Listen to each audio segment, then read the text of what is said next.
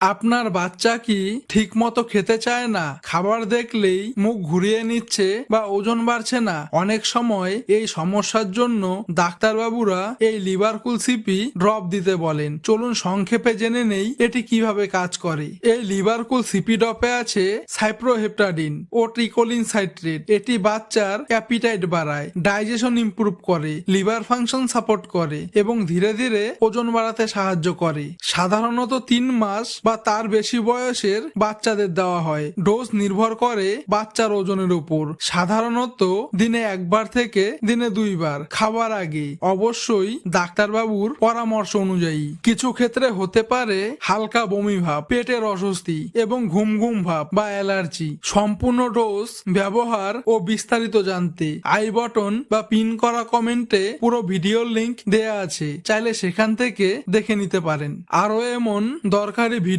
পেতে সাবস্ক্রাইব করুন medicine Bangla channel.